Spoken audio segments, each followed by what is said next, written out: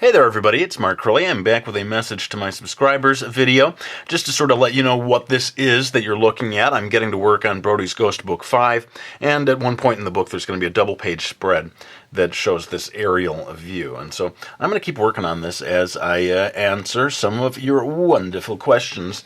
And the first one, the most important one, it came from so many people, and I've been seeing it a lot. And the question is, are you going to make a Draw My Life video soon? This comes from Miss Illinois 1. Yes, you know, I am going to make a how to draw video, or not a how to draw video, what am I saying? A Draw My Life video, for sure. But sadly, it is probably not going to be real soon, because I want to do it right. And I want to put time into it. And unfortunately, I'm really busy right now with certain things that are taking up most of my time.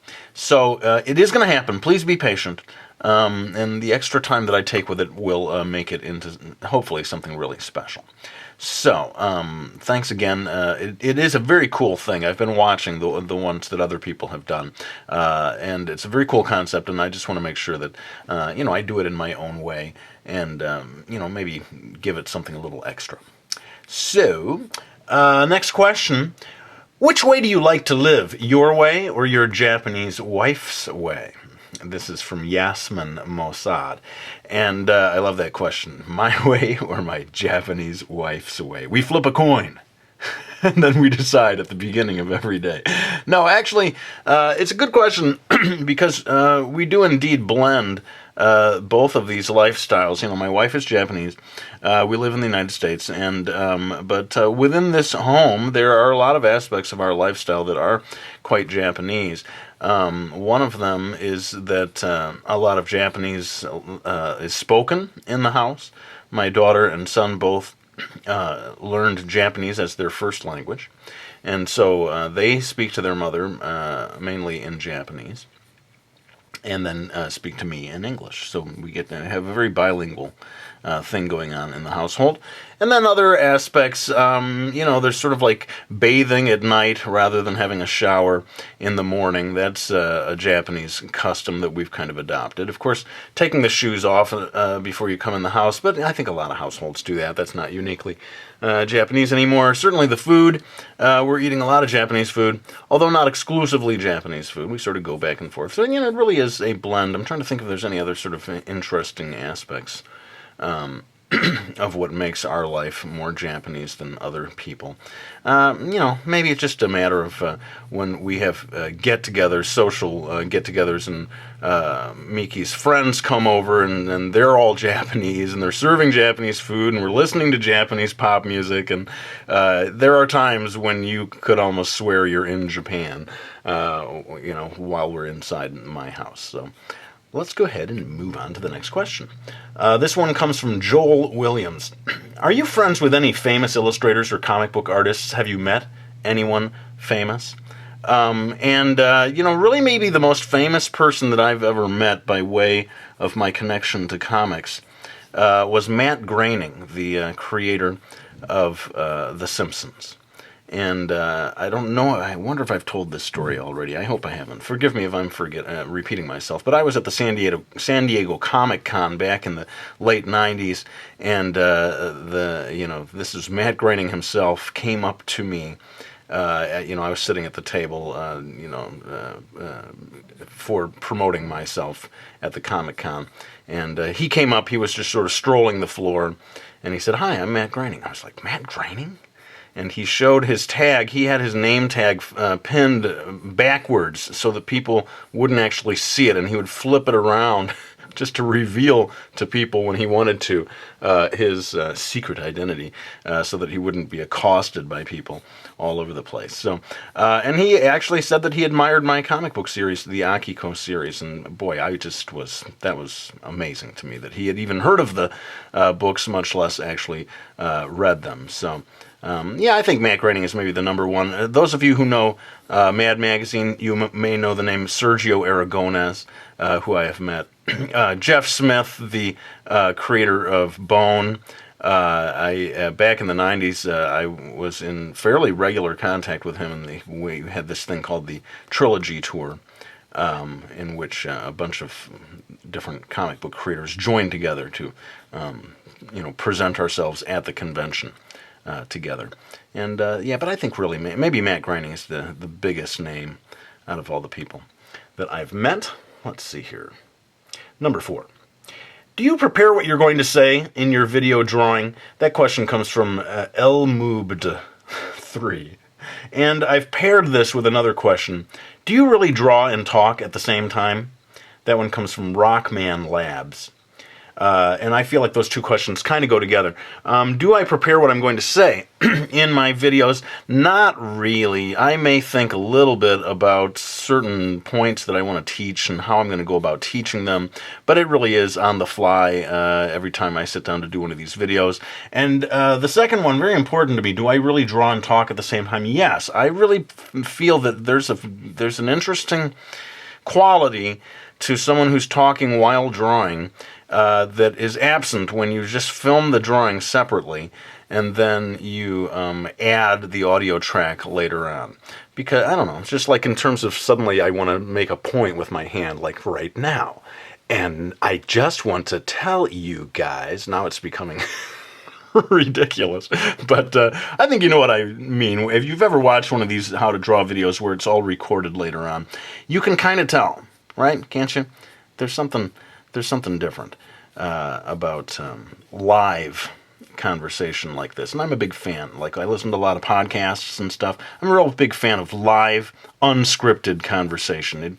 It kind of kills me when I feel that someone has written it all down in advance and is sort of reading me a prepared statement. I'm going to take just a little break, and I will be back with question number 5. Okay, we're back. So, next question. Were any of your comics rejected? This question comes from Electrical 401. And yes, actually, Brody's Ghost was rejected a few times, I'm sad to say. The Mickey Falls publisher, HarperCollins, had a look at it, and sadly they just weren't interested. And then I showed it to both DC Comics and Dark Horse. And everyone who saw it at DC turned it down.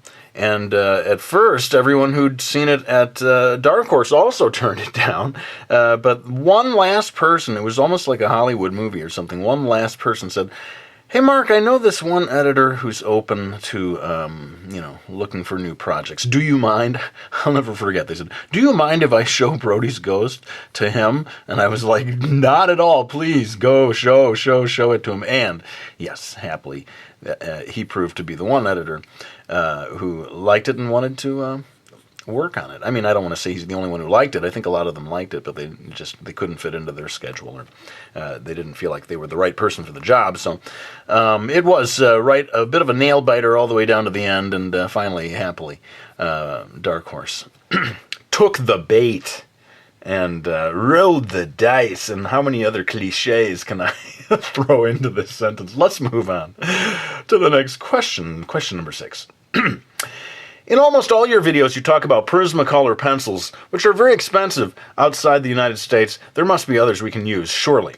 This question from Chris Williams. And I would say yes, absolutely. And that's why I'm so hesitant to keep putting the word Prismacolor on the screen.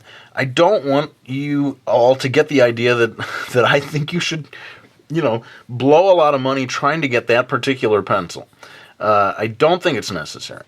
I think you should look at any quality art colored pencil set that you find at an art store.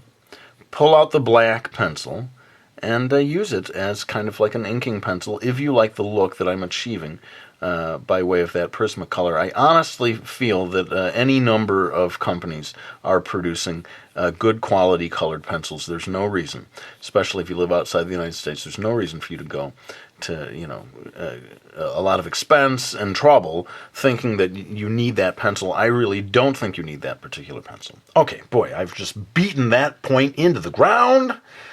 Let's move on. Number 7. Is there an art style that you don't like? Or an art style that you don't think looks good?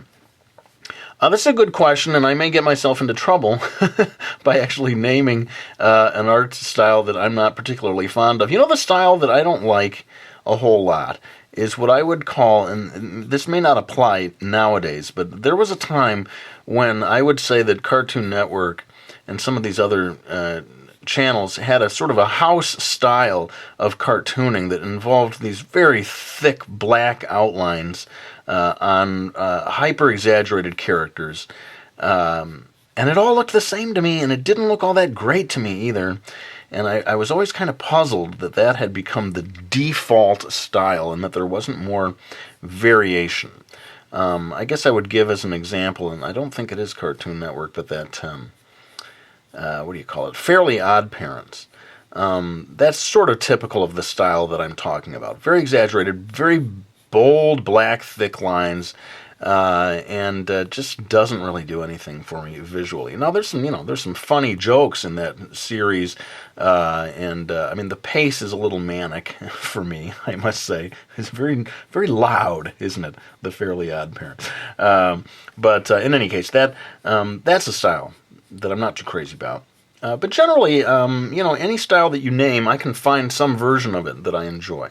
There's almost no style of art that I would write off altogether and say, oh, I never like, anyone's version of this style. And we have actually come to number 8. Oh, wait, I forgot to say that last question was from Mr. Grim Monkey. Always got to get the name in there. Finally, question number 8. Stick Freaks asks us, is getting published a matter of luck, determination, skill, or having connections? Now, I thought this is a really great question because in listing those different, words, Stick Freaks here has actually phrased things very well in terms of the different possible things that you may need. Luck, determination, skill, or having connections. And so I want to sort of rank those in terms of what I think is most important. And I would put at number 1, far and away, skill. Getting published is first and foremost a matter of skill. So you need to work on your skills, make sure that they are the best that they can be. If you are not good at drawing, if you're not good at writing, I venture to say this applies to anything in creative fields of any type. If you're not good at playing guitar, if you're not good at writing songs, if you are not good at acting or telling jokes, let's say you want to be a stand-up comedian, all of this stuff, the skill is far and away the most important thing. You can't even just get started in the business unless you have the skills. So I'm putting that way up at number 1. Now, number 2 after that, I'm going to say determination. Determination is important. Someone might have a lot of skill, but they have no determination and they give up too easily. So that may be a close second, actually. Sticking with it, never giving up. And I would sort of squeeze in here flexibility. You need to maybe have some flexibility in terms of what your dream is. If you can accept something that's not exactly like what you thought you were going to end up doing, but it still involves your skills, that's going to help you a lot. So I'm going to actually squeeze in here the word flexibility, even though that wasn't originally in there. After that, I'm going to put luck. There's a certain amount of luck, being in the right place at the right time. I would say, for me as well, sure. I have been lucky. I've been very lucky over the years with opportunities presenting themselves to me, and sometimes things, frankly, kind of dropping into my lap that had not so much to do with determination, certainly. Although I think all of it has to do with the skills, right? If you have the skill, then luck can come in and help you with someone, the right person seeing your skills, seeing what it is you do, and then they present you with an opportunity that they might have presented to someone else, but they didn't happen to see that other person, right? So luck does enter into it on some level. And finally, I would put way in last place this idea of having connections. I really don't think that that's, sometimes people say it's not what you know, it's who you know. I think that is absolutely wrong. It is what you know. It is not who you know. You can know everybody in the business, but if you don't have the skills, if what you're trying to put out there is not good, I really don't think you can get very far. I suppose if you are if your father or mother is the president of a publishing house, yeah, those, nepotism. I suppose that kind of connection, I suppose, will get you published. But I got to put this way in last place because I think some people think, oh, if I just schmooze a lot and get to know all the right people, that is the key to getting published. I really don't think that's true. So there you go. My little answer to that question. Hope that helps those of you who dream of getting published. And now the ever popular lightning round. This is only the second time I've done this, but people enjoyed it last time. I certainly enjoyed it. I'm going to ask 8 super fast questions here and give fast answers to them as well. So let's go ahead and get into it, people. Question number 1 from Pyrus 2009. Do you like potatoes? Yes, I love potatoes. Every type of potato. Crisps, chips, baked, mashed, hash browns. It doesn't matter. I love them all. Number 2, if you had to pick one, would you rather fight 100 duck-sized horses or 10 horse-sized ducks? That is an excellent question. I'm going to go for the 100 duck-sized horses. I feel like I have a better chance against if they're duck-sized, even if they have superior numbers. Number 3, that last one was from Toasted Kitty. Number 3, from Luke Antrobus. When does Mastering Manga 2 come out? This year, in October. I was told first week of October, 2013. Number 4, from Skepsica. Coffee or tea? Summer or winter? Coffee. Summer. Number 5. Sais-tu parler français? Non, je ne peux pas parler français. C'est beaucoup trop difficile. And I have to ask you, should you really be using the tu form with me? I mean, are we close friends, or are you a member of my family? I think not. But maybe you feel like you know me. Who knows? Number 6, from Pentagon 1337. Oh, I forgot to attribute that last one, the French question from, it looks like Ian Thus 45. Asked that one. Now, from Pentagon 1337, can I eat your organs so that I can inherit your epic drawing skills? No, you cannot do that. I need them. I'm using them. Pretty much all of them. Maybe not the appendix. Although I have grown attached to that one as well. So please refrain from eating my organs. Number 7, do you have pets? Yeah, kind of. We have goldfish. That's as close as we get to having pets. I have a bird feeder in the backyard, and I feel that those birds are kind of my pets, in a way. But I let them come and go as they see fit. I let them be free. And finally, number 8. I always forget to attribute. Number 7 was from Julia Kone, maybe? Sorry if I'm getting that one wrong. But number 8, the last question. This one comes from Captain PJ Foz. Which is your favorite Hayao Miyazaki film and why? For me, it's always still going to be Totoro. It's just a perfect film. Perfect story, perfectly executed. And I may be in the minority opinion as other people have embraced the other Miyazaki films that have come since then. But I'm still carrying the torch for Totoro. Anyway, I hope you enjoyed this video, and I'm sorry it probably was not very visually interesting to see me penciling something instead of inking, but basically this is where I was today in terms of having work on the table, and that is what I went with. But let's go ahead and end this video. I hope you enjoyed it. I'm going to lay down this pencil. I got the word order wrong this time, didn't I? Who cares? I hope you enjoy this video, and I'll be back with another one real soon.